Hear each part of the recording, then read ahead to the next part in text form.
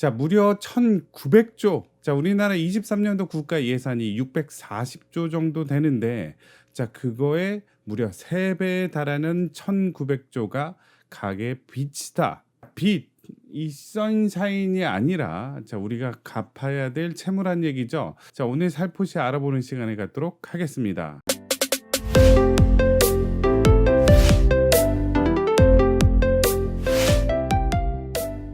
자, 일단 며칠 전 뉴스를 가지고 시작해 보겠습니다. 11월 21일 날 가계빚 1,900조 코앞, 고금리에도 사상 최대라고 나와 있네요. 자, 그래서 23년도 1분기에는 1,853조 계속해서 증가를 하다가 이제 3분기에는 1,875조, 1,900조를 육박하고 있더라. 자, 부채가 이렇게 많은데 거기에다가 연체율도 2년 3개월 만에 최고치를 쳤다. 자, 일단 부채 1,875조 중에 주택담보대출이 엄청난 비중을 차지하더라. 같은 3분기로 봤을 때 1,375조 중에 대략적으로 1,000조가 주택담보대출이더라. 대개 그래프가 완만하게 가다가 2분기, 3분기 때 좀 더 급격하게 상승한다라는 걸 볼 수 있겠죠.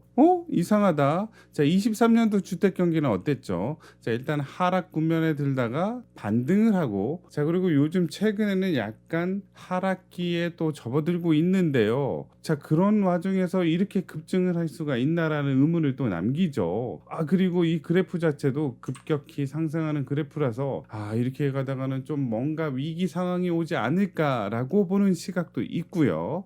또 반대로는 이런 시각도 있습니다. 가계부채 증가세가 관리 가능한 수준. 자, 이 1,875 요 정도 금액, 그다음에 요 정도 늘어난 수치는 자, 우리가 감당할 만하다. 라는 얘긴데요. 그 이유인즉슨 가계 신용은 2, 3분기 평균 11조 원 정도 증가를 했는데 과거를 놓고 봤을 때에는 20년, 그다음에 21년도에는 30조 원 이상 증가했고 더 과거로 가자면 10년에서 19년 중에는 분기 평균 20조 원 증가한 시기에 비해서는 높은 편은 아니다. 그거를 이제 한국은행 그래프를 통해서 다시 한번 얘기를 하자면 자, 23년도 2, 3분기가 대략적으로 봤을 때 11조 원. 하지만 이 수치는 20년에서 21년 분기 평균 30조 원 이상 증가, 20년에서 21년 사이에 평균 30조 원 이상 증가한 거에 비하면 아무것도 아니다. 진짜 그러긴 하네요. 자, 그리고 10년에서 19년 사이에 증가한 평균 증가율. 자, 이 정도 된다는 거죠. 20조 원에 비하면 11조 원은 아무것도 아니다. 자, 맞는 말이긴 합니다.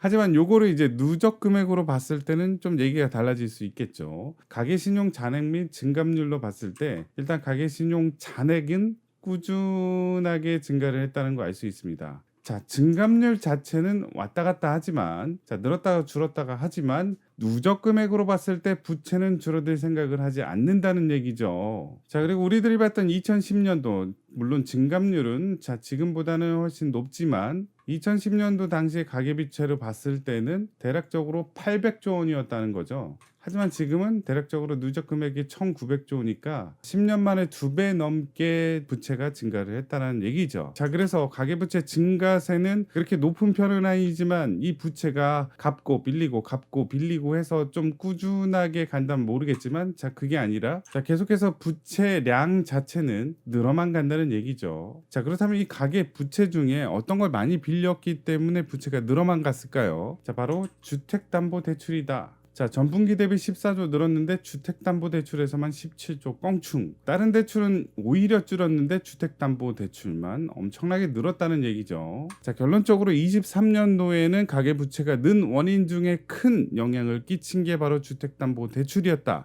자, 23년도 1, 4분기를 보자면 이 예금은행과 비은행 예금 취급 기간은 오히려 줄었습니다. 그런데 요 초록색 기타 금융기관 등이 월등하게 상승을 했다. 자, 2, 4분기, 3, 4분기도 마찬가지로 이 초록색 기타 금융기관 등이 많이 늘어서 주택담보대출이 증가를 했다라는 얘기죠. 자, 과거의 그래프를 보더라도 초록색이 이렇게 많이 는 케이스는 별로 없어요. 물론 요때 있지만 자, 그 이후에는 그 비중이 그렇게 높지 않다가 23년도 1, 4분기 이후로 이 초록색이 많이 늘었다. 그렇다면 이 기타 금융기관이 뭐냐? 바로 보험회사, 증권금융, 공적금융기관 등이 기타 금융기관 등이라고 하는데요. 이 공적금융기관 중에 하나가 어디냐? 바로 한국주택금융공사. 자, 여기서 돈을 많이 빌려줘가지고 바로 이 초록색이 많이 늘어났다라고 할 수 있겠죠. 그렇다면 한국주택금융공사가 뭐 하는 곳이냐? 잘은 모르겠지만 자, 요거는 한번 들어봤을 거예요. 뭐냐? 특례 보금자리론.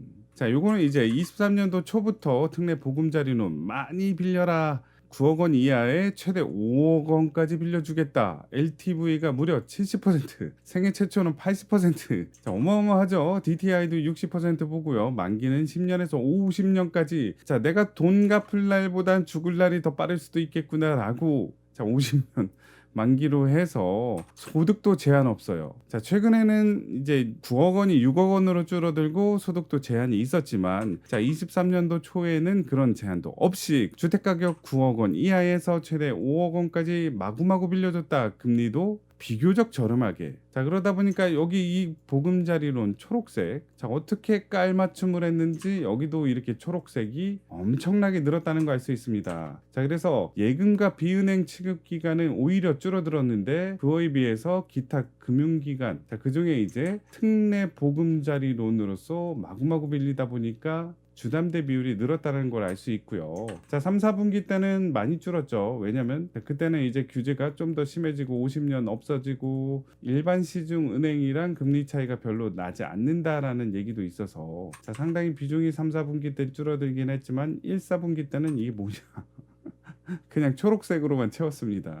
자, 그래서 특례 보금자리론으로서 자, 많이들 빌려갔습니다. 얼마나 빌려갔을까요? 41.7조 원. 23년도에 빌려간 자, 10월 달까지의 기준입니다. 자, 이 41조 중에 일부는 기존 대출을 상환을 하고 특례 보금자리론으로 갈아탔다. 자, 어떻게 보면 바람직한 현상이죠. 자, 3분의 1 정도가 그렇게 금리가 낮은 곳으로 이동을 했다는 얘긴데 자, 이 두 번째 신규 주택 구입 64.8%, 65% 정도라면 일단 대략적으로 봤을 때 한 27조 정도를 신규 주택을 구입하는 데 썼다는 얘기입니다. 자, 그리고 세 번째로 임차 보증금 반환. 자, 기존의 전세 금액이 높았는데 그 전세 금액이 최근에 떨어지다 보니까 그 갭 차이만큼을 주인이 메꾸기 위해서 대출을 받았다라는 얘기죠. 여튼 첫 번째로는 기존 대출을 상환하고 새로운 대출을 받았기 때문에 부채 증가의 요인은 될 수 없지요. 하지만 이 2, 3번은 부채 증가의 요인이 됐던 거고요. 그 중에서 임차 보증금 반환은 내년에도 이어질 것이다. 자, 왜냐? 전세 보증금 더 낮춰야 할 판 웃지 못하는 빌라 집주인들. 자, 아파트는 전세 가격이 마구 떨어지다가 요즘 이제 반등의 기미가 보이는데 빌라는 그렇지 않다라는 얘기죠.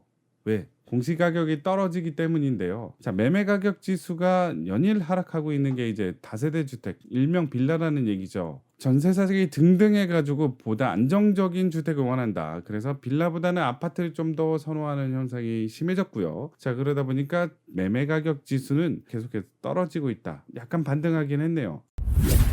가계부채로만 끝나지 않습니다. 바로 한국 기업. 자, 요즘 어렵죠. 한국 기업 어쩌나 부채 부도 증가 속도 세계 2위. 자, 그러다 보니까 IMF에서 자, 이런 전망을 했습니다. 2% 맴도는 한국 경제 성장률 전망. 예전에는 4% 아니면 6%대의 경제 성장률을 기록을 했지만 자, 이제는 23년도부터 28년도까지 본다면 평균 2%의 경제 성장률을 기록할 것이다. 자, 여기에서 1%만 더 떨어진다면 이제 일본 따라가는 거예요. 일본의 자, 잃어버린 20년. 자, 그래서 한국 기업 자체 부채 부도 증가 속도도 세계 2위 정도로 자, 높게 가파르게 올라가고 있는데 자, 경제 성장률도 그렇게 높지가 않더라. 자, 경제 성장률? 자, 부동산과 관련이 있나요? 관련이 많죠. 자, 왜냐? 자, 전국 주택가격 지수와 1인당 GDP의 상관관계는 어떻게 되느냐? 정해관계를 보였다. GDP가 올라갈 때 주택가격도 같이 상승하더라. 하지만 우리나라가 GDP 성장률이 높아지지 않고 계속해서 횡보를 한다면 부동산 가격은 높게 오르기가 쉽지 않을 것이다라는 얘기죠. 자, 일단은 가계부채도 힘들고 기업도 힘들고 자, 정부는 어떨까요? 피크코리아 경고한 IMF 연금개혁 미루면 저성장 고부채의 늪.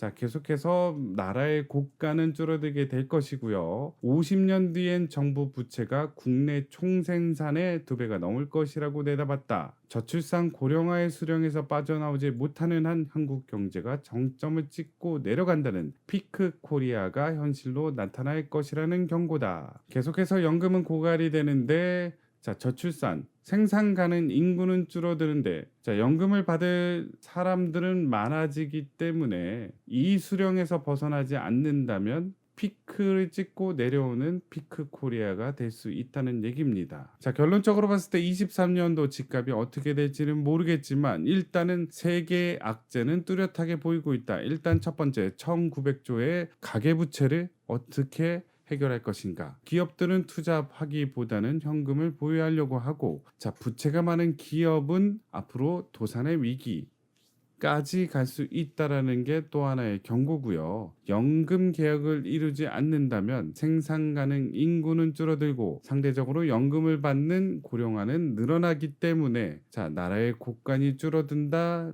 부채가 늘어난다는 얘기입니다. 자, 그래서 가계, 기업, 정부의 부채가 늘어나는 마당에 부동산은 화랑이 될 것인가? 자, 그건 의문이라는 얘기죠. 자, 그래서 결론적으로 내년에 부동산 경기가 올라간다, 내려간다라고 단정 지을 수는 없지만 일단 부동산을 구입할 때는 정말로 신중하게, 자, 내가 이 부동산을 샀을 때 감당할 만한 수준인가? 부채는 괜찮은가? 입지는 좋은가? 향후 오를 만한 가치가 있는 물건인가를 꼭 세세하게 면밀하게 따져보시면서 탁월한 선택을 하시길 바랍니다. 자, 어찌됐든, 자, 오늘 하루도 좋은 하루 보내시고요. 이 영상이 마음에 드셨으면 구독, 좋아요 부탁드리겠습니다. 감사합니다.